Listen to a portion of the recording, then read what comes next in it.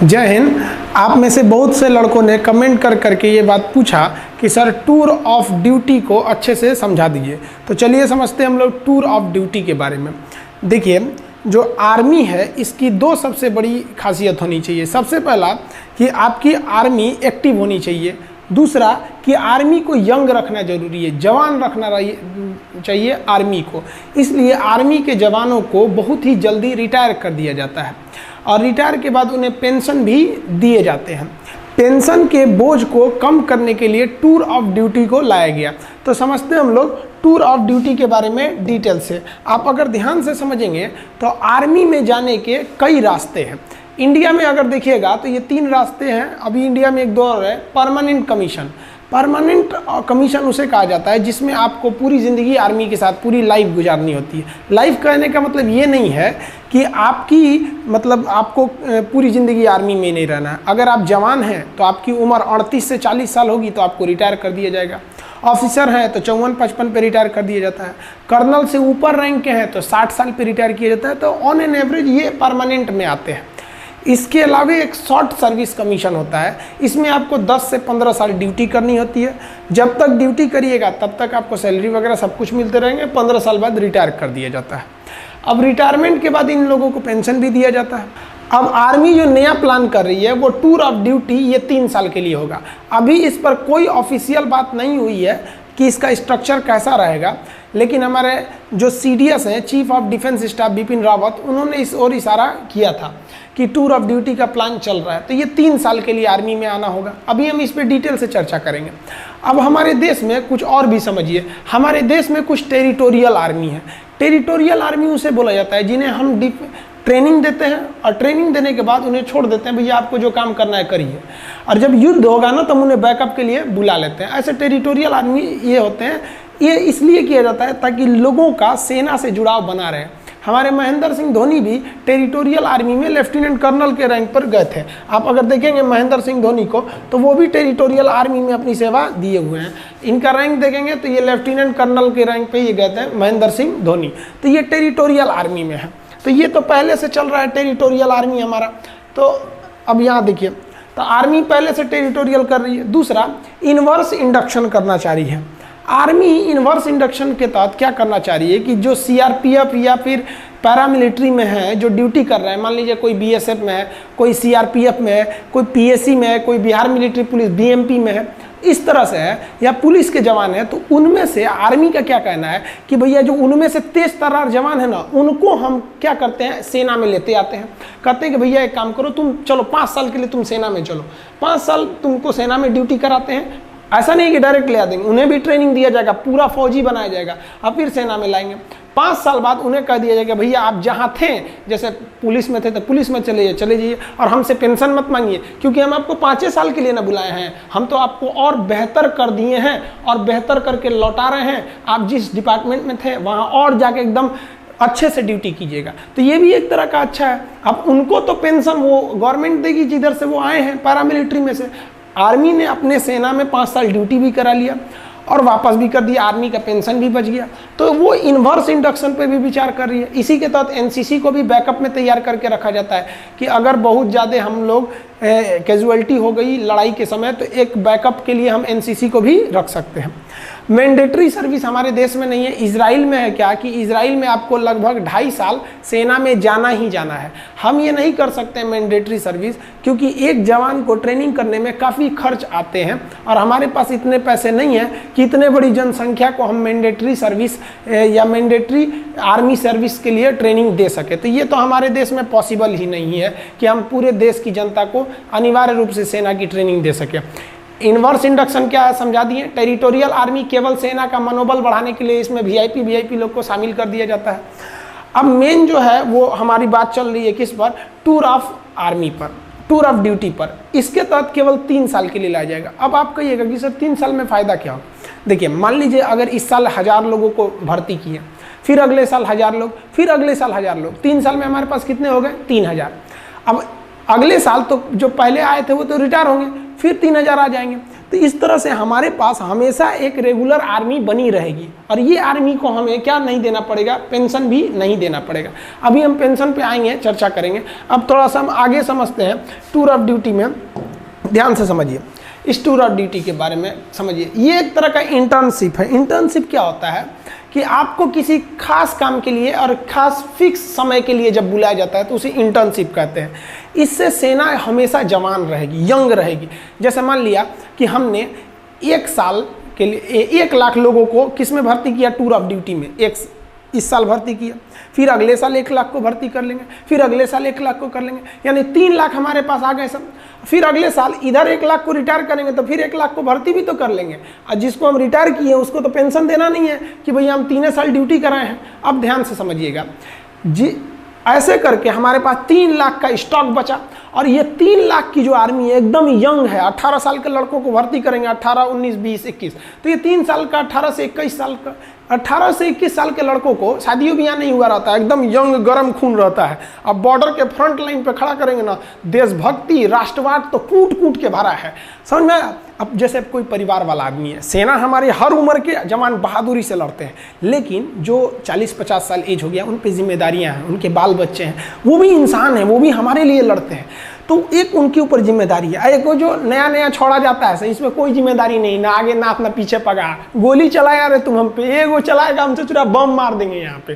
तो ये आर्मी को यंग रख सकते हैं। इससे आर्मी को डबल फायदा कि आर्मी हमेशा यंग रह गई और जो रिटायर हुए उन्हें सैलरी भी नहीं देना है, और आर्मी कम भी तो नहीं होगी ना भैया। हर साल हम 1-1 को रखे रहेंगे, हमेशा हमारे पास 3 लाख की एक टूर ऑफ आर्मी की, टूर ऑफ ड्यूटी की फौज बड़ी रहेगी। समझ में आया कि नहीं आया? अब आप कहिएगा कि सर वो जो 3 साल बाद रिटायर कर देंगे और उसको पेंशन भी नहीं देंगे तो लड़का कहाँ जाएगा? तो देखिए भैया, इसमें सेना विचार कर रही है कि हम इस तरह से एंट्री कराएंगे कि जैसे कोई लड़का ग्रेजुएट हो गया है, तब आओ भैया 3 साल ड्यूटी करो और जाओ। और सरकार एक नियम बना देगी कि कोई भी एसएससी, रेलवे, बैंक वगैरह वो इन लड़कों को आरक्षण दे जो मतलब आर्मी की ट्रेनिंग कर ली है। क्यों? क्योंकि इनके अंदर एक डिसिप्लिन आ जाएगा। सेना उनको डिसिप्लिन 9 महीने का ट्रेनिंग देगी। ऐसा नहीं कि टूर ऑफ ड्यूटी आइए आपको टूर करा देते हैं, उठाइए AK-47, ऐसे नहीं। 9 महीने की एकदम कठिन ट्रेनिंग दिया जाएगा उन लोग को। ट्रेनिंग में कोई कॉम्प्रोमाइज़ नहीं होगा, उनका 9 महीने का ट्रेनिंग दिया जाएगा। समझ में? आप वो जिस डिपार्टमेंट में जाएंगे एकदम डिसिप्लिन, इतने बजे ऑफिस आना है तो आना है, हर चीज़ एकदम बढ़िया से रहेगा। इससे कि उनको देखकर डिपार्टमेंट के बाकी लोगों में भी एक जज्बा आएगा। और आप खुद देखिए ना, हम लोग, आप हो या हम हो, जब भी कहीं जाते हैं तो बगल में कोई फौजी रहता है तो अपने अंदर से एक आत्मसम्मान का दिल, वो आदमी हाथ उठाकर सैल्यूट नहीं करता है, लेकिन अपने दिल से पूछेगा आदमी, उन्हें दिल से सैल्यूट करता है कि इनके बदौलत हम लोग अपने घरों में सुरक्षित हैं। तो जहां वो ड्यूटी करने जाएंगे वहां भी लोगों का सेना के प्रति इज्जत बढ़ेगा और वो भी लोग चाहेंगे कि हम भी अपने नेक्स्ट जनरेशन को सेना में भेज सकें। तो एक आर्मी है, एक काफ़ी अच्छा बैलेंस बना के कर रही है। आखिर आर्मी को ऐसी ज़रूरत क्यों पड़ी? अब आप कहिएगा, यहाँ एक नेगेटिव पॉइंट ये आता है कि अगर हम 3 साल ड्यूटी करा के निकाल देते हैं तो जितने भी आएंगे, हमारी सेना यंग तो रहेगी लेकिन एक्सपीरियंस नहीं हो पाएगा। देखिए, जवान रहना भी ज़रूरी है, एक्सपीरियंस का भी रहना ज़रूरी है। कहीं कहीं जोश और जुनून काम नहीं आता है, एक्सपीरियंस काम आता है। तो इसीलिए आर्मी विचार कर रही है कि हम अपनी आर्मी में 40%, 30 से 40% फौज को टूर ऑफ ड्यूटी के तहत रखेंगे ताकि ये लोग जवान रहें, और बाकी 60% फौज हम फुल परमानेंट सर्विस वाले रखेंगे ताकि इनके पास एक्सपीरियंस रहे। तो आर्मी हर तरह के मैटर पर विचार कर रही है। याद रखिएगा, अभी ये विचार हो रहा है, कंफर्म अभी नहीं हुआ। देखिए अब ध्यान से, ये एक तरह का इंटर्नशिप उसे कहते हैं जो एक फिक्स टाइम के लिए आपको बुलाया जाता है। इसमें वर्दी भी मिलेगी खूब बढ़िया, भाई सेना की वर्दी मिलना बहुत बड़ी बात होती है। आपका बढ़िया बढ़िया ब्रांड, जो हज़ारों रुपए के आप जो ब्रांड पहनते हैं ना, उस ब्रांड की कोई कीमत नहीं है अगर आपके बगल में कोई बंदा वर्दी पहन के इंडियन आर्मी का उस पर लोगो बना हो, पहन के खड़ा हो जाए तो सारा आपका ब्रांड बर्बाद हो गया उस आर्मी के वर्दी के बाद। तो एक वर्दी भी मिलेगी, रैंक भी मिलेगी, सैलरी भी मिलेगी। क्या नहीं मिलेगा? तो भैया पेंशन नहीं मिलेगी। सारा बवाल तो पेंशनें कम करने के लिए हो रहा है, समझ में आया कि नहीं? तो पेंशन नहीं मिलेगा आपको। क्यों पेंशन नहीं मिलेगा? क्योंकि पेंशन देने के लिए कम से कम आपको 17 साल की ड्यूटी करनी रहती है। इसमें तो ओवरऑल 3 साल की ड्यूटी ही है। तो समझ में आ रहा है कि नहीं आ रहा है? जो टूर ऑफ ड्यूटी के तहत आएगा वो सेना के एडवेंचर को भी देख लेगा, राष्ट्रवाद भी देख लेगा, डिसिप्लिन भी सीख लेगा, स्वास्थ्य, मेंटेलिटी, हर चीज को सुदृढ़ कर लेगा और दूसरी नौकरी में उसको छूट भी मिलेगा। तो उसका भी करियर खराब नहीं हुआ, देश की सेना भी जवान रह गई और देश का जो पेंशन पे खर्च था वो भी बच गया।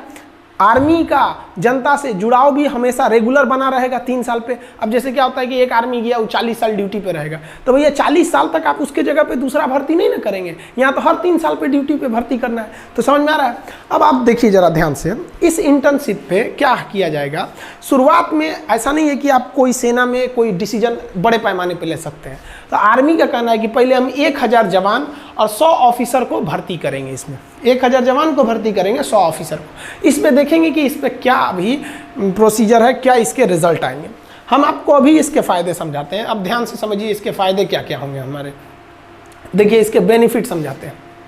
एक रेगुलर जो जवान होता है, हम अभी इसमें ऑफिसर की बातें नहीं कर रहे हैं, हम जवान की बात कर रहे हैं। देखिए ऑफिसर बहुत कम होते हैं, एक कंपनी में लगभग 3 प्लाटून होता है। जैसे 10 जवान का एक सेक्शन होता है और 3 सेक्शन को मिला के एक प्लाटून बनता है और 3 प्लाटून को मिला देंगे तो एक कंपनी बनती है। और एक कंपनी को कमांड करता है एक ऑफिसर, यानी 90 लोगों की फौज पे एक ऑफिसर हो जाता है। 90 से 120, कभी कभी 4 प्लाटून का भी एक कंपनी बनता है। वो फर्दर वीडियो में हम आपको समझाएंगे। Company, platoon, section, battalion, regiment, brigade, division, इस सब में अंतर कभी समझा देंगे उसमें। तो एक रेगुलर जो जवान होता है, उस जवान को पूरा परमानेंट अगर ड्यूटी दीजिएगा तो भर्ती से लेकर उसकी जितनी सैलरी बनती है, अलावेंस बनता है, भत्ते बनते हैं, उसको पेंशन होता है, वो सब मिलाकर अगर जोड़ दीजिएगा तो 11 करोड़ रुपए आते हैं। 11 करोड़। और अगर यही जवान अगर हम टूर ऑफ ड्यूटी के तहत लेते हैं तो 3 साल का है, तो 3 साल में आप उसको कितना अलावेंस दे दीजिएगा, कितना खर्चा कीजिएगा। अब पेंशन का तो बवाले नहीं है, तो टोटल 90 लाख खर्च आएगा। तो हम यहाँ कैलकुलेशन ईजी करने के लिए 1 करोड़ लिख दिए, मान के चलिए 1 करोड़ आएगा। तो सोचिए जो रेगुलर जवान है वो 11 करोड़ और जो टूर ऑफ ड्यूटी पे आ रहा है 1 करोड़, यानी एक जवान पर कितना बचेगा हमको, 10 करोड़ बचेगा। दूसरा, ये तो पैसा बच ही गया, दूसरा ये जो फुल समय ड्यूटी करेगा, जैसे मान लीजिए कि हम ही आर्मी में भर्ती हो जाए तो अभी हम अच्छे से ड्यूटी कर सकते हैं, लेकिन 10 साल बाद क्या बुढ़ा जाएगा आदमी, अच्छे से नहीं ना ड्यूटी हो पाएगी, उतने बेहतरीन ढंग से नहीं हो पाएगा जितना एक यंग आदमी कर सकता है। तो इससे डबल फायदा टूर ऑफ ड्यूटी से। एक जवान के पीछे 10 करोड़ बच गया और सेना पूरी तरह जवान है, एकदम यंग है। समझ में आया कि नहीं? तो ये हो गया इससे फायदा। अब देखिए जरा ध्यान से, स्टार्टिंग हम लोग ट्रायल जो करने जा रहे हैं, शुरुआत में हम लोग 1000 सैनिकों को भर्ती करेंगे। तो देखिए बेनिफिट क्या होगा, हम 1000 सैनिकों को भर्ती करने जा रहे हैं। एक सैनिक पर कितना बेनिफिट है, 10 करोड़ का, तो 1000 पर कितना हो जाएगा, उसमें 10 से गुणा कर दीजिए, 10,000 करोड़। 10,000 करोड़ की बचत आ जाएगी, क्योंकि एक सैनिक पर हमारा बचत हो रहा है 10 करोड़ का, तो 1000 सैनिकों पर बचत कितना हो जाएगा, इसमें 10 से गुणा करेंगे तो 10,000 करोड़ का बचत हो जाएगा हम लोग को। अब इस बचत से 10,000 करोड़ से हम आधुनिक हथियार खरीद सकते हैं, आर्टिलरी खरीद सकते हैं, हेलीकॉप्टर खरीद सकते हैं। आप खुद सोचिए ना, 126 राफेल जहाज़ों की ज़रूरत थी, आ कितना रहा है, केवल 36, यानी 90 जहाज अभी कम आए हैं। अब सोचिए हमारे यहाँ पे तो पैसे, हथियार पे पैसे कम खर्च होते हैं और अपनी की टेक्नोलॉजी उतनी आगे नहीं है जितना होना चाहिए। सेना के क्षेत्र में हम मतलब सेना में जो हथियार बनाना है तो उसमें हम लोग उतना मतलब संतोषजनक विकास नहीं कर पाए। मिसाइल टेक्नोलॉजी हम लोग की आगे है, लेकिन जो हेलीकॉप्टर एविएशन सेक्टर है उसमें बहुत संतोषजनक विकास नहीं हुआ है। अब आप ऐसे अंदाजा लगाइए, 1 रैंक 1 पेंशन जब आया था तो आपको पता होगा ये क्या है 1 रैंक 1 पेंशन, मतलब क्या है समझिए ध्यान से, कि जिस तरह से लोगों की सैलरी बढ़ती है, जैसे जो दरोगा 2010 में था या जो 1995 में दरोगा की जो सैलरी थी, क्या 2020 में वही सैलरी है? नहीं ना, सैलरी बढ़ रही है। तो 1 रैंक 1 पेंशन में क्या कहना है कि भैया जब सैलरी बढ़ रही है ना तो पेंशन भी बढ़ाइए। यानी जो आदमी, जो सिपाही 2020 में रिटायर हो रहा है उसका पेंशन जितना है उतना ही पेंशन उस सिपाही का भी होना चाहिए जो 2002 में रिटायर हो गया और अभी तक जिंदा है, मतलब मान लीजिए जीवित है। अब आर्मी को तो बहुत यंग एज में ना रिटायर कर दिया जाता है, तो मतलब कहना है कि पेंशन एकदम सेम होना चाहिए। तो इससे पेंशन पे बोझ इतना बढ़ गया है कि आर्मी ना अपने कुल बजट का लगभग 60% बबुआ 60% लगभग केवल सैलरी और पेंशन में खर्चा हो जाता है।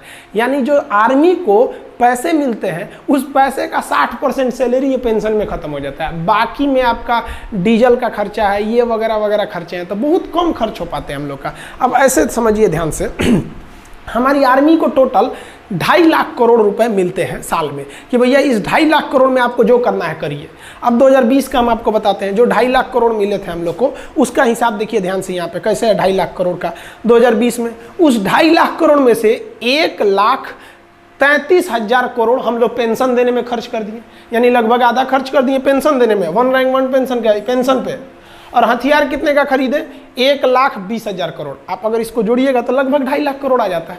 तो ये हमारा 2.5 लाख करोड़ का हिसाब है, आधा निकल गया पेंशन सैलरी देने में, अब बाकी बचा। अब खुद सोचिए ना, पेंशन वगैरह का जो हमारा खर्चा है पेंशन का, उससे कम खर्चा है हमारे हथियार का।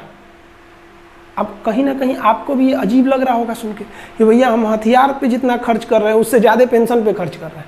तो ये टूर ऑफ ड्यूटी है, इसके पीछे भले ये तर्क दिया जा रहा है कि आर्मी जवान रहेगी, सेना जवान रहेगी, ये तर्क दिया जा रहा है कि युवाओं में जो राष्ट्रवाद है, जो देश प्रेम है, उसका सही उपयोग होगा, लेकिन इसके पीछे जो मेन रीजन है वो आपको दिख गया कि आर्मी अपने पेंशन को बचाकर उस पैसे को मॉडर्नाइजेशन की ओर लगा सकती है, क्योंकि हमारे जो बगल में चाइना है ये बहुत ही ज़्यादा अपने आर्मी पे पैसे खर्च कर रहा है। तो ये समझ में आ गया आप लोग को। अब आपके मन में एक सवाल आएगा कि ये जो सैनिक होंगे टूर ऑफ ड्यूटी पे, ये कैसे आएंगे? टूर पे जैसे घूमने जाते हैं? नहीं, इनका भी वैसे ही बहाली होगी, वैसे ही भर्ती होगी जैसे एक रेगुलर आर्मी का होता है, वैसे ही ट्रेनिंग होगी जैसे एक रेगुलर आर्मी का। यानी अगर कोई जवान खड़ा है तो आप देख के नहीं कह सकते हैं कि टूर ऑफ ड्यूटी का है कि ये परमानेंट है, फिर आप उसके आई कार्ड को देखना पड़ेगा, उसका सर्विस रिकॉर्ड देखना पड़ेगा कि कौन सा ये जवान है, तब पता करेंगे। ट्रेनिंग भी एक ही जगह पर होगी, सैलरी भी एक मिलेगा, हर चीज़ एक रहेगी। फ़र्क बस ये रहेगा कि भैया आपको 3 साल पर रिटायर कर दिया जाएगा